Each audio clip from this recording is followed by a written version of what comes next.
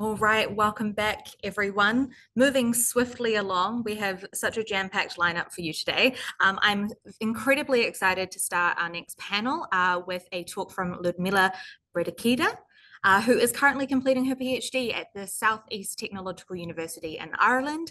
She researches virtual male kawaii practices among Japanese metaverse users and Babiniku vTubers from a feminist standpoint. I'm very much looking forward to her presentation today. Thank you. Hi, so my name is Liudmila Bredikhina. Thank you for the very warm introduction and for this opportunity. So yeah, my ethnographic research focuses on cute, kawaii gender practices amongst Japanese male users who call themselves Babiniku. So Babiniku is an abbreviation that stands for Bachelor Bishojo Juniku, which simply put means virtual cute girl incarnation. So while the term is not gendered, it has come to commonly refer to men who use cute girl avatars for virtual YouTube activities. That is online entertainment using an avatar and posting online videos. And is occasionally used for men embodying cute girl avatars in virtual reality. So today, rather than focusing on my critical findings, I wanted to reflect on the challenges I faced when first entering this relatively closed community of Japanese male virtual influencers, as well as the ethical concerns that have emerged throughout my fieldwork since late 2019.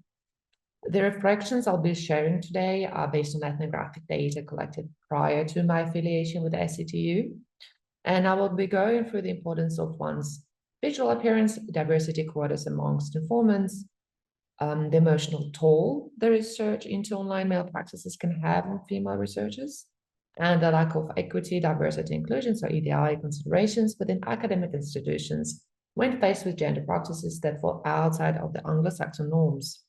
Due to the time constraint, I will briefly cover each point and present them as little nuggets of information for further reflections when conducting research on virtual and digital influences. So starting with designing my own appearance, so my initial research into Babiniku began in late 2019 when I participated in VTech Challenge. So it was an event organized by Rivera Studio Laboratory, a Japanese company. As part of this challenge, I had to appear as a virtual character, as you can see on the left-hand side of the screen, which basically made it necessary for me to design the character, to clothe it, to move it, acquire the necessary technology and the skills to in a way incarnate a VTuber myself. And then I used this character across my YouTube and Twitter profiles, or X, to conduct investigation and observation. So prior to this, actually, my online presence featured a simple offline photo of myself. However, this VTech challenge gave me the opportunity to craft a new digital appearance, one under which I would then and still present myself as Mila, so Babiniku VTuber researcher, right? And as you can see, my Mila is basically the shortened version of Liudmila, which is easier to pronounce and that I always go by. So over the years, as you can see here, my appearance evolved in response to trying new software and keeping up with date with avatar fashion in the community, as well as technological advancements. So in offline spaces, we know that, especially in ethnography, visual appearance is key to community entry. For example, research has shown that how a female researcher presents herself significantly impacts her relationship with informants. Online users make similar considerations when designing virtual characters, right? For example, someone choosing a more frightening character, for instance, is likely signaling a desire to play a villain. Given that I was entering a community centered around the cute girl aesthetic, it made sense to design a cute girl style avatar. However, I also wanted my avatar to reflect my offline identity as a researcher, because in a way that avatar was going to serve as my face when I was doing interviews or observations in virtual environments. So to bridge this gap of designing this new identity as well as creating one that kind of reflects me, I incorporated elements of my real world appearance. So at that time I had blonde hair, bleached, around this height, around this length. I also incorporated tattoos and similar fashion choices that I would wear in my daily life. And when I uploaded an introduction video using this newly created virtual character on X, I noticed a difference in engagement from the Babiniku community. One informant even told me that seeing me actively engage in community practices rather than merely observing made them trust me more. By adopting the same visual language, I became more relatable. I too was a cute girl changing outfits with the seasons and wearing virtual clothes designed by popular artists of the time. I also gained a deeper understanding of the technical challenges vTubers face, as well as the subtle differences between various character design applications. Now, over time, this allowed me to participate in projects beyond research, collaborating with vTubers and Babiniku creators in their videos and streams. This insider perspective gave me valuable access to behind-the-scenes process of live streaming from a virtual environment. Not all research into virtual influences requires creating an avatar or participating directly, I want to say physically, although it's digitally, in the community. However, depending on the community and its practices, it can be a useful tool. However, when designing an avatar for research purposes, it is important to reflect on the semiotic functions, as it serves as the first point of interaction between the research and the informant. Also, we have to be careful with the use of cultural and national images that we use in the creation of our identity, as those can reproduce harmful stereotypes. Now, regarding the diversity measures when researching a community that is, as in, for example, in my case, that is basically male users of Japanese nationality, can be a little bit challenging to see how can diversity be implemented. However, we know, and I think all of us have observed, diversity quotas are quite prominent within institutional discourse. So I looked at how diversity is often always simplified, ignoring lived experiences and subtle nuances. For me, this was an opportunity to expand the idea of diversity beyond categories like language, race, gender, nationality, because within those, I didn't have that much space to explore. So to capture a wide range of experiences within the Babiniku subculture, I selected informants based on diversity criteria that were relevant to the local context. So for example, 2D and 3D character representations, those impacted how the informants interacted, how they presented themselves, the vocal techniques, was it voice changes? Were they using vocal training? Were they using their male voice? The type of topologies within the character archetypes, the pronouns, the fashion choices, the types of interactions with fats that they had. Also the play with innuendos, were there any sexual tensions, be that in interactions with fans or amongst vTubers themselves. And those looking at this local context kind of allowed me to expand on diversity within a rather non-diverse population.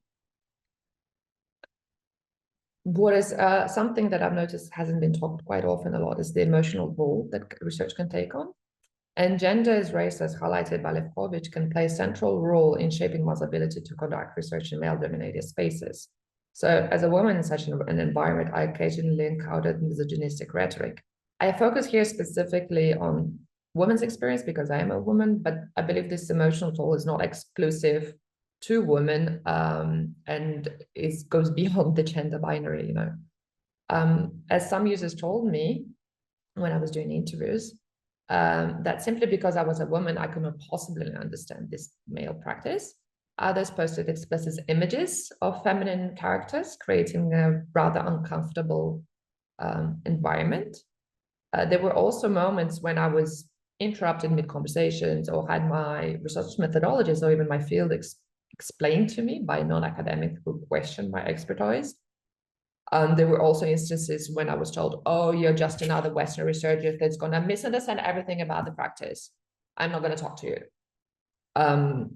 So, you know, my experiences is far from unique. Female researchers frequently face emotional toll in male-dominated spaces where gender hierarchies manifest in different ways. That can be from mansplaining, questioning the researcher's competence based on their gender, asserting intellectual superiority, or making sexist remarks, which I also faced.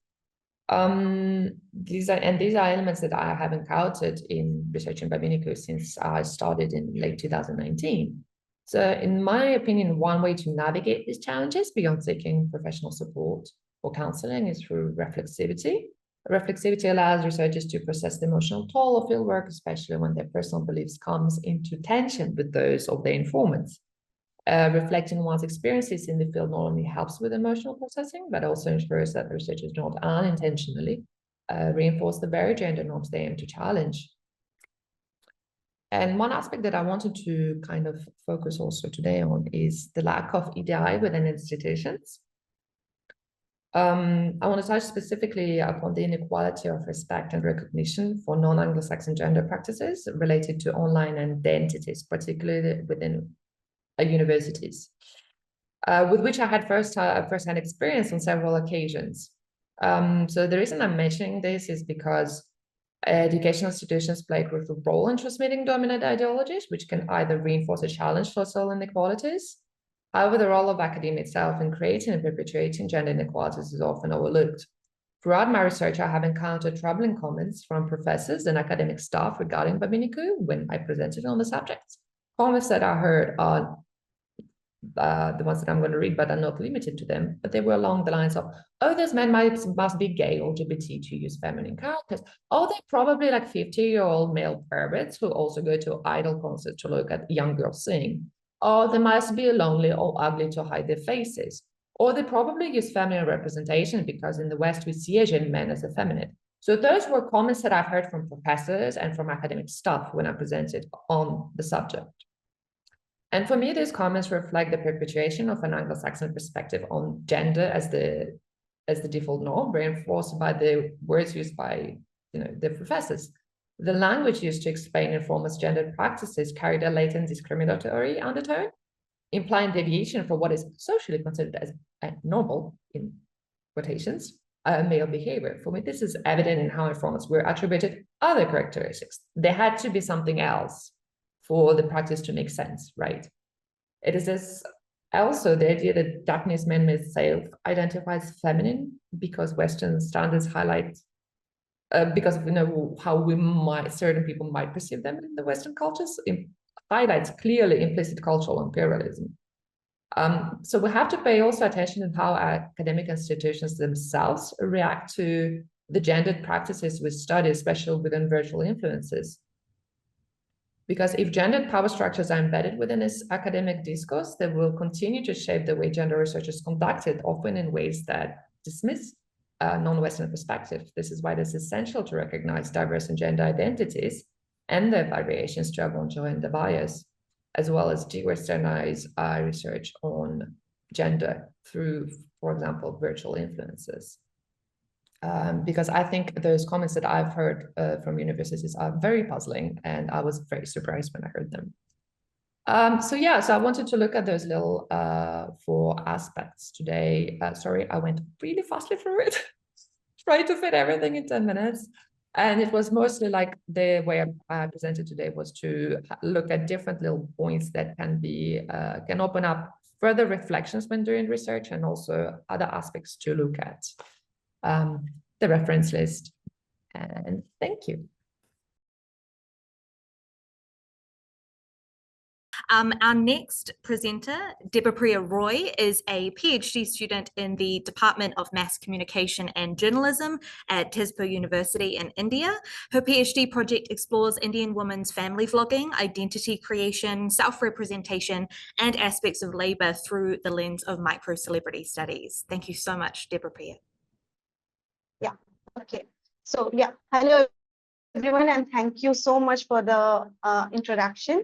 I'm Debopriya, and today I'm going to present a very short excerpt from my ongoing work on virtual influencers. There has been a change in the title, and I apologize for it. The work is now titled as Identity, Performativity, and the Rhetoric of Virtual Influencers in South Asia. So I started studying virtual influencers 2 or 3 years ago, just after India launched its first virtual influencer, Kaira. Building on my earlier exploratory work and understanding of virtual influencer, this ongoing work is informed by a critical culturalist approach.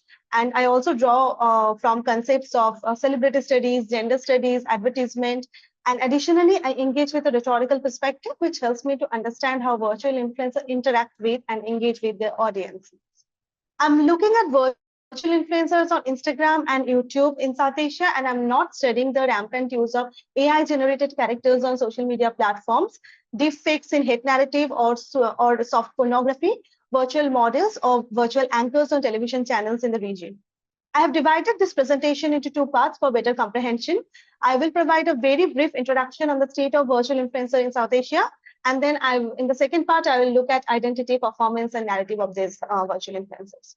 So this is an ongoing work. The elementary findings are based on 3 months of digital observation of virtual influencers, media analysis. I'm trying to get some interviews from the creator agency, as well as I'm trying to interact with virtual influencers themselves, as some of them can interact on a very specific topics. So yes, so there is a heat map of South Asia you can see here, and among all the South Asian countries comprising India, Pakistan, Sri Lanka, Nepal, Bhutan, Afghanistan, the concept of virtual influencer is still emerging but gaining traction. India has taken the lead in South Asia when it comes to virtual influencers, reflecting its massive social media user base, technological adaptability, and growing influencer marketing industry. Pakistan, Bangladesh, and Sri Lanka has a relatively smaller yet growing digital audience, and Pakistan and Bangladesh has, I think, 2 virtual influencers that we are studying, and from Sri Lanka, we are studying 1 virtual influencer. So in this region, it can be concluded that the journey with virtual influencers has started, but their influencer ecosystem is still driven by human creators in fashion, lifestyle, and tech sector. So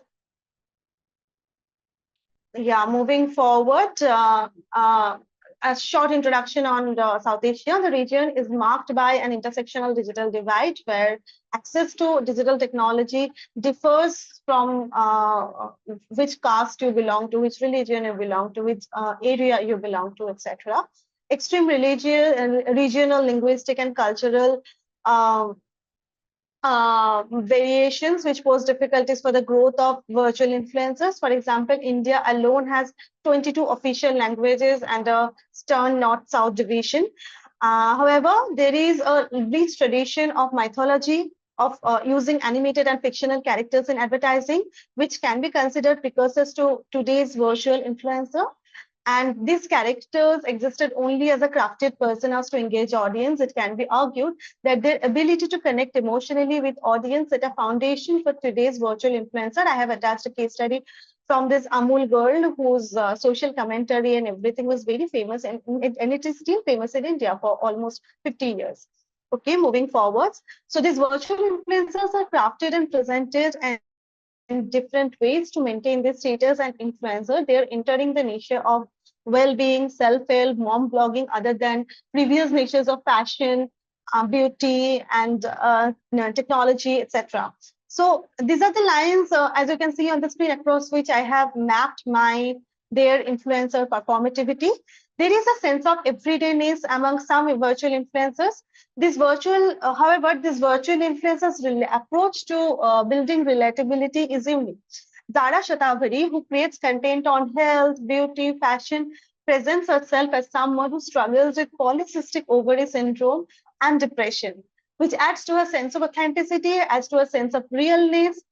Though I will not engage with the ethical fallout of this due to time constraint, but Zara Shatavari PCOS trope reminded me of Belle Gibson. Anyway, so moving forward, Kavya Mehra, India's first virtual momfluencer, establishes a relatability not only by promoting content that appears that she is a real mom, but also emphasizing that she is created and curated by real mothers and their everyday experiences. Naina, a virtual YouTuber, once shared her story of experiencing sexual harassment during a festival. And this experiences, resonates well among the audience. And this particular trope has been used earlier in the West. Okay. So next, I'll look at the identity and how these identities are positioned in their unique national context.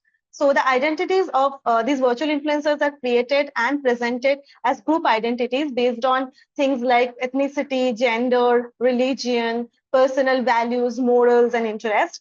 These influencers connect around their shared beliefs and experiences. The content across all these virtual influencers profile caters to their unique sociocultural realities of their respective countries, which contributes to their fame. And their apparel choices incorporate Western styles, maybe to cater to a neoliberal audience and help them promote Western brands, but also are balanced with garments and sartorial choices that reflect national preferences and align with the sociocultural values and morals of South Asia. Additionally, they diversify their content to address different local languages, traditions, festivals, and practices. However, this ethnic reflection is somewhat less evident in their physical appearance.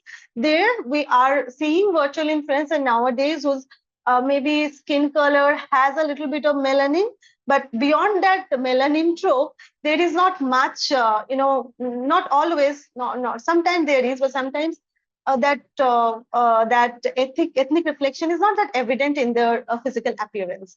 So these virtual influencers tend to align to their dominant religious practices, occasionally creating content around popular festivals, holidays, and religious rituals. There is a clear adoration for Hindu cultural practices among virtual influencers in India, followed by Christianity. And a similar trend can be observed among virtual influencers in Pakistan and Bangladesh, where Muslim identity finds prominence. I noted that virtual influencers earlier in this area did not have a name from where you could identify their religion, or often didn't have a surname. But now, whenever they do have a surname, that is an upper caste surname. However, due to lack of data, I cannot make a strong argument on caste here. Anyway, moving forward, this expression of nationality that I'm arguing extend beyond their religious and cultural affiliations and their values and their morals that they promote. Like they will also tap into popular cultural practice in the area. Like Kyra posted a photograph of herself wearing India's cricket team's jersey on the day of a India versus Pakistan match during T20 World Cup. And if you know that cricket is a major emotional touch point in the region, and I also noted other symbols like country flags and local symbols with space in their narrative. So moving on to gender, most virtual influencers in South Asia are women. I could find one or two virtual influencers who are men, but that's it. So this can be attributed to the fact that niches like fashion, beauty, lifestyle, these dominant domains in influencer culture are primarily targeted at women. However, it is also important to recognize that this trend may be rooted in a gendered fantasies of male consumers who often idealize and engage with female figures in advertising. Historically, stereotypical media portrayals of women with idealized and unattainable beauty goals have been persistent in the region, and this trend continues with the virtual influencer. The creative visualization of agelessness is a consistent feature in the development of these influencers.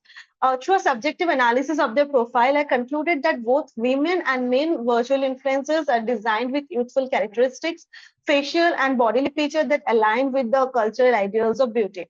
Additionally, I also observed that there is a hypersexualization of their bodies from their appearance, their posing, the narrative they participate in. For example, there is a screenshot from a show called Shark Tank, where Kyra, the Indian virtual influencers, this is a startup show, and Kyra, the Indian virtual influencer, here was flirting with her human collaborator.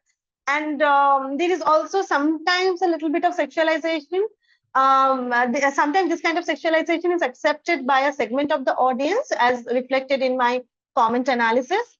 I would like to conclude in this photo that South Asian virtual influencers are largely a products of masculine gaze from an aesthetic standpoint, and their image, when I say image, I'm referring to both their visual and the narrative, conforms to an idealized forms of femininity and make the consumers or the audiences desire to engage with a constructed, flawless version of womanhood as expected in patriarchal societies.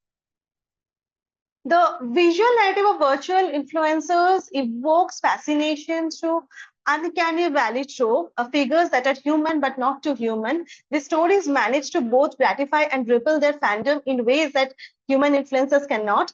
Their unrealistic or robotic appearances sparks novelty and awe among South Asian audiences, as this audience has been less familiar with CGI technology. I'm so sorry. I will just finish in 1 minute or 2 minutes.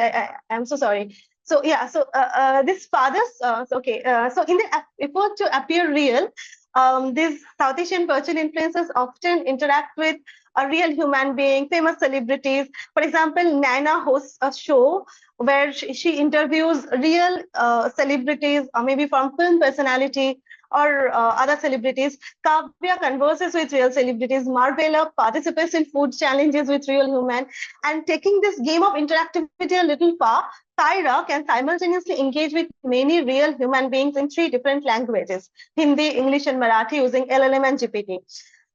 And despite their ageless nature, they also occasionally simulate the progression of time, such as in Kavya's narrative.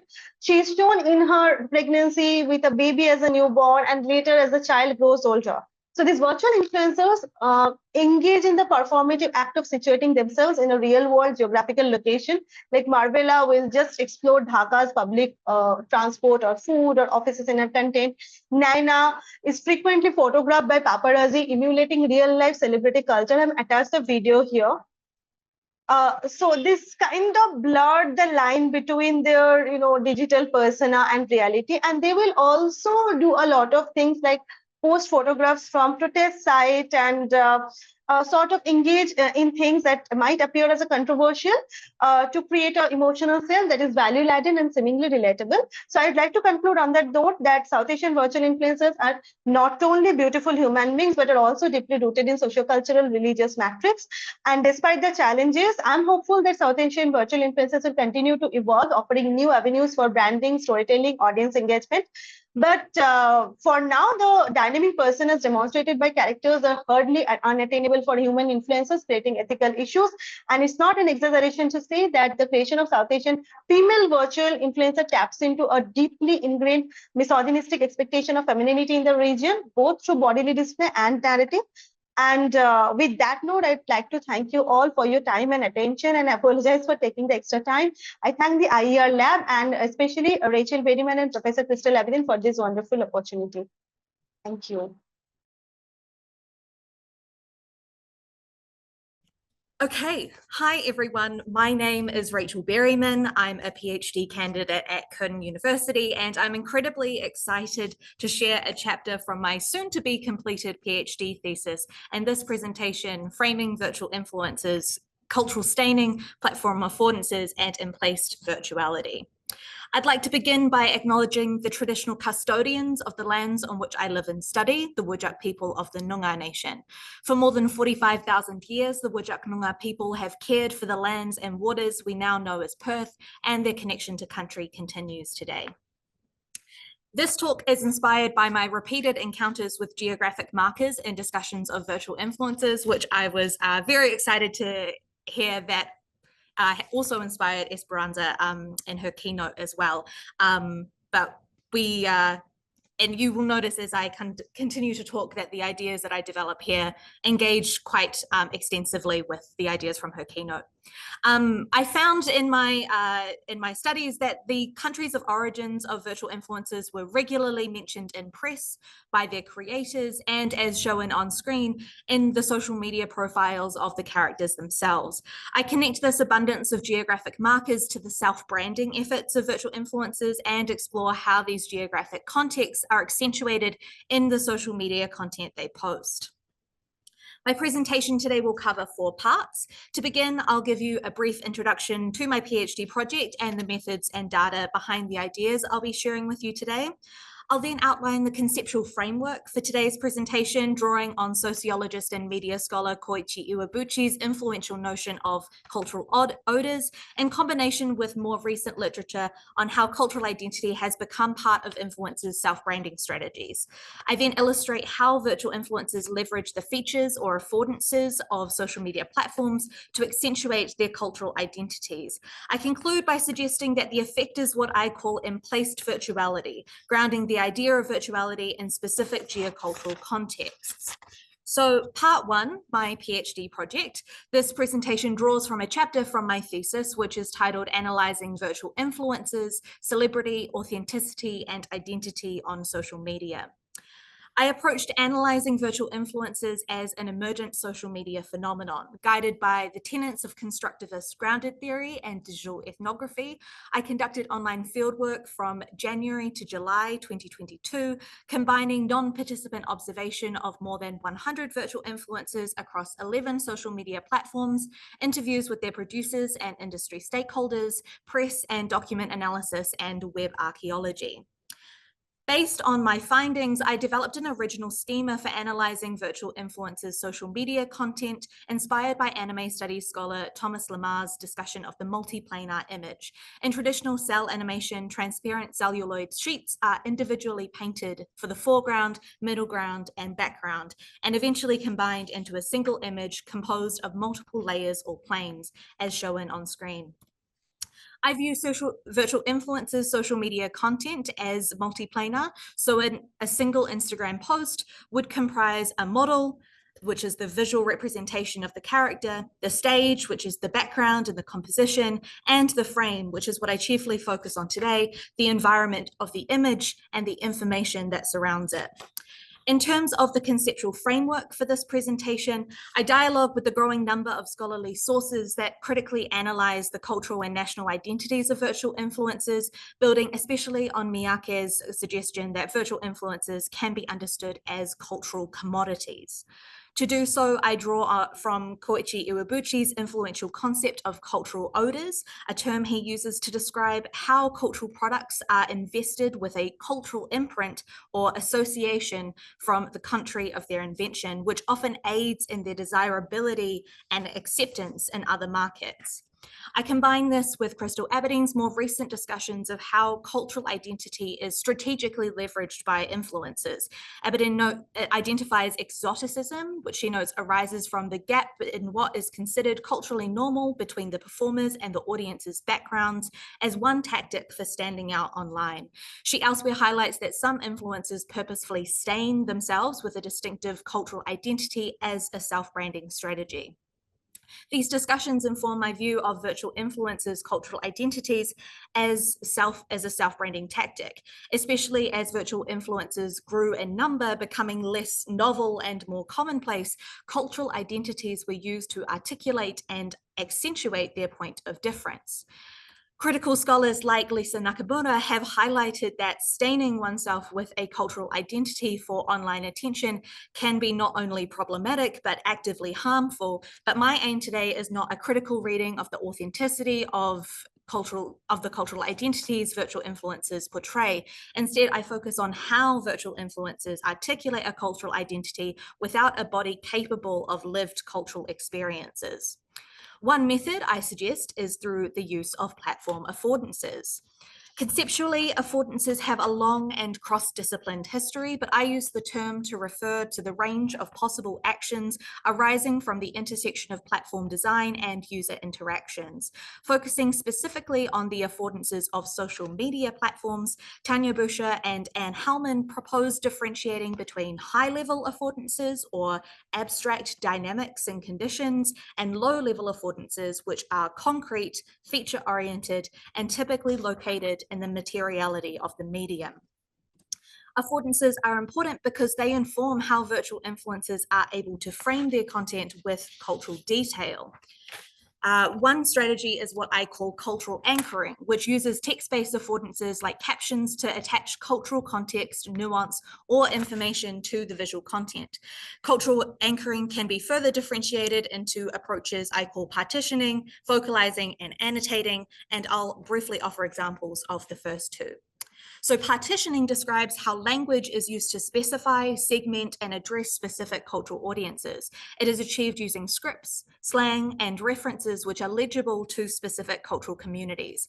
For instance, in this Instagram post by the Japanese virtual influencer Ima about tsukimi, which is Japan's annual moon viewing ceremony, the two sections of the bilingual caption are not direct translations. The English text performs a role of cultural translation, explaining the cultural significance of tsukimi and popular practices associated with it, whereas the Japanese caption has a more personal and confessional tenor.